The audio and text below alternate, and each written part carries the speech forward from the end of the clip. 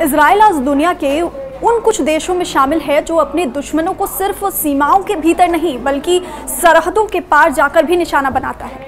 इसकी ताज़ा मिसाल दक्षिण लेबनान में देखने को मिली, जहां इजराइल के ड्रोन ने हिजबुल्लाह के एक सीनियर लड़ाके हसन अली जमील अतवी को उसकी पत्नी समेत मौत के घाट उतार दिया।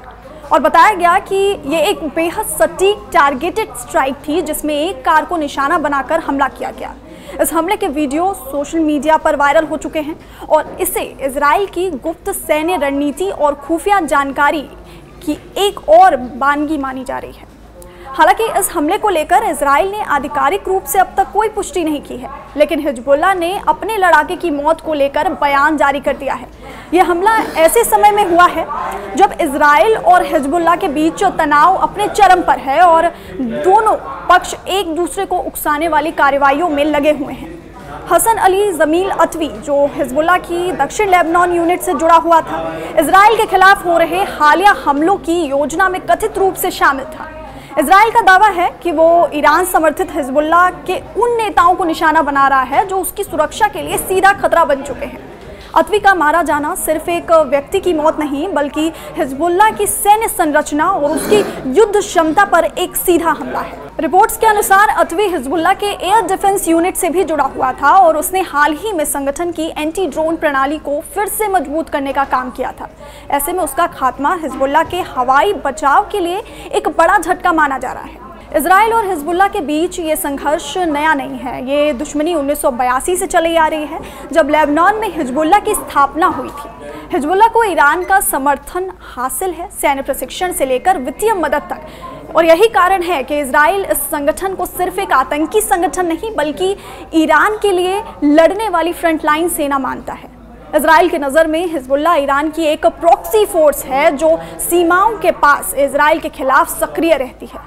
लेबनान में हिजबुल्लाह की राजनीतिक ताकत भी है, लेकिन उसकी असली पहचान उसकी सैन्य क्षमताएं और उग्रवादी गतिविधियां हैं। वर्षों से चले आ रहे इस संघर्ष में दोनों पक्षों ने एक दूसरे को बहुत नुकसान पहुंचाया है, लेकिन हालिया घटनाओं में यह स्पष्ट हो गया है कि इजराइल अब हिजबुल्लाह के उच्च कमांडरों को बारी बारी से खत्म करने की रणनीति पर काम कर रहा है। ड्रोन हमला एक बेहद सटीक और योजनाबद्ध ऑपरेशन था। विशेषज्ञ मानते हैं कि इसे अंजाम देने के लिए हफ्तों या महीनों तक हसन अतवी की गतिविधियों पर नजर रखी गई होगी। उसकी रूटीन, लोकेशन, सुरक्षा घेरा और यात्रा की योजना, इन सब की जानकारी के आधार पर ही उसे कार समेत निशाना बनाया गया। ऐसे हमले इजराइल की खुफिया एजेंसी मोसाद और सेना की स्पेशल यूनिट अमन की गहराई से तैयार रणनीति का हिस्सा होते हैं। इस तरह के ऑपरेशनों में आमतौर पर ह्यूमन इंटेलिजेंस, साइबर मॉनिटरिंग और ड्रोन से मिली रियल टाइम जानकारी का इस्तेमाल किया जाता है। और यही वजह है कि इजराइल सीमाओं के बाहर भी घातक हमले करने में सफल होता है, जबकि उस पर अंतर्राष्ट्रीय कानूनों के उल्लंघन के आरोप भी लगते हैं। लेबनान में ये हमला ऐसे समय में हुआ है जब पहले से ही इजराइल और हिजबुल्लाह के बीच तनाव बढ़ा हुआ है। गाजा पट्टी में हमास के साथ जारी युद्ध ने भी इस पूरे क्षेत्र को उबाल पर ला दिया है। अक्टूबर 2023 में हमास के हमले ने इजराइल को भीतर तक हिला दिया था और उसके जवाब में इजराइल ने गाजा को मलबे के ढेर में बदल दिया। लेकिन ये युद्ध अब सिर्फ हमास और गाजा तक सीमित नहीं रहा। यमन में हूती विद्रोही, सीरिया में ईरान समर्थित मिलिशिया और लेबनान में हिजबुल्लाह, इजराइल इन सभी को एक ही धुरी में देखता है, ईरान के विस्तारवाद का चेहरा। इसलिए इजराइल की रणनीति साफ है, जहां भी ईरान समर्थित ताकतें उसके लिए खतरा बनेंगी वो उन्हें वहीं खत्म करने की कोशिश करेगा, भले ही वो हमले किसी और देश की जमीन पर क्यों ना करने पड़े। हिजबुल्लाह के लिए ये हमला एक बड़ा झटका है, लेकिन ये संगठन इससे पहले भी कई ऐसे झटके झेल चुका है। इजरायली सेना ने पिछले कुछ सालों में हिजबुल्लाह के कई सीनियर कमांडरों को ड्रोन हमलों या मिसाइल स्ट्राइक में मार गिराया है।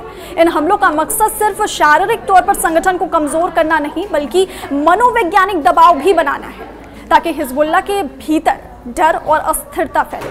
लेकिन इन हमलों का एक दूसरा पहलू भी है। हर टारगेटेड किलिंग के बाद हिजबुल्लाह की ओर से जवाबी हमले होते हैं, जिससे सीमावर्ती इलाकों में तनाव बढ़ता है। इस ताज़ा हमले के बाद भी लेबनान और इजराइल सीमा पर सैन्य गतिविधियां तेज हो गई हैं और आशंका जताई जा रही है कि हिजबुल्लाह किसी भी वक्त बदला ले सकता है।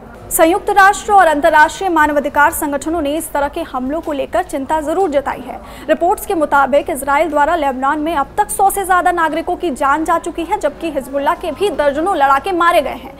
लेबनानी सेना और सरकार पर दबाव है कि वो हिजबुल्लाह की गतिविधियों पर लगाम लगाएं, लेकिन राजनीतिक रूप से ये इतना आसान नहीं है। हिजबुल्लाह लेबनान की संसद में भी मौजूद है और एक बड़े वर्ग का समर्थन उसके पास है। वहीं दूसरी ओर इजराइल के भीतर ये धारणा मजबूत हो रही है कि अगर ईरान को रोका नहीं गया तो ये पूरा क्षेत्र इजराइल के लिए खतरे में बदल सकता है।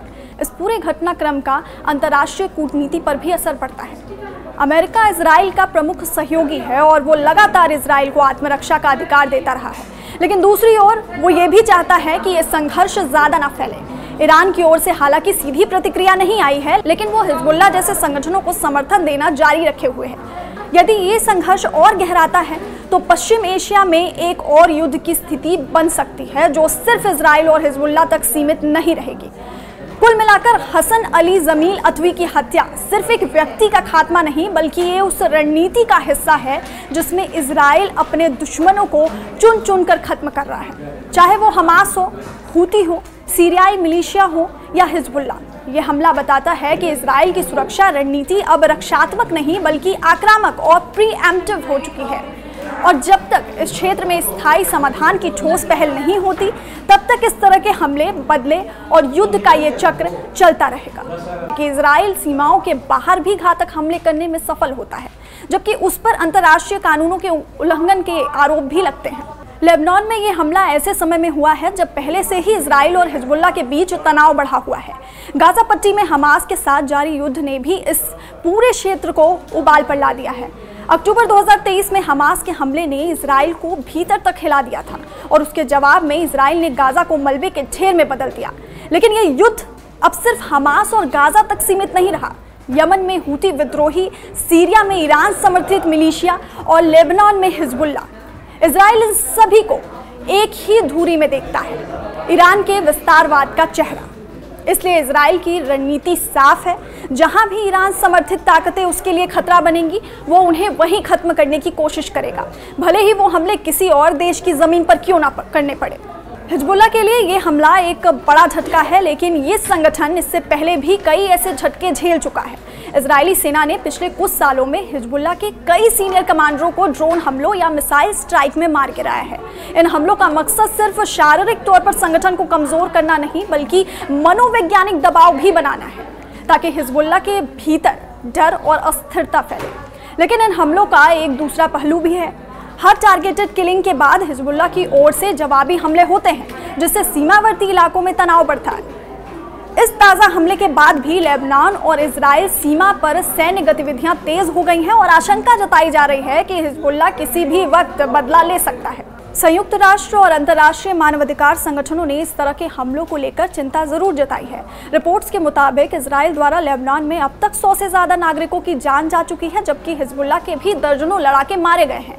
लेबनानी सेना और सरकार पर दबाव है कि वो हिजबुल्लाह की गतिविधियों पर लगाम लगाएं, लेकिन राजनीतिक रूप से ये इतना आसान नहीं है। हिजबुल्लाह लेबनान की संसद में भी मौजूद है और एक बड़े वर्ग का समर्थन उसके पास है। वहीं दूसरी ओर इजराइल के भीतर ये धारणा मजबूत हो रही है कि अगर ईरान को रोका नहीं गया तो ये पूरा क्षेत्र इजराइल के लिए खतरे में बदल सकता है। इस पूरे घटनाक्रम का अंतर्राष्ट्रीय कूटनीति पर भी असर पड़ता है।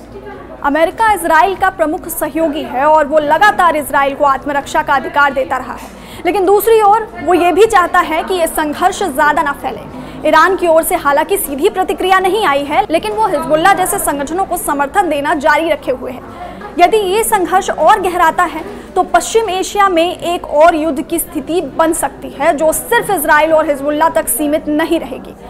कुल मिलाकर हसन अली जमील अतवी की हत्या सिर्फ एक व्यक्ति का खात्मा नहीं, बल्कि ये उस रणनीति का हिस्सा है जिसमें इजराइल अपने दुश्मनों को चुन चुन कर खत्म कर रहा है, चाहे वो हमास हो, हूती हो, सीरियाई मिलिशिया हो या हिजबुल्लाह। ये हमला बताता है कि इजराइल की सुरक्षा रणनीति अब रक्षात्मक नहीं बल्कि आक्रामक और प्रीएम्प्टिव हो चुकी है, और जब तक इस क्षेत्र में स्थायी समाधान की ठोस पहल नहीं होती तब तक इस तरह के हमले, बदले और युद्ध का ये चक्र चलता रहेगा।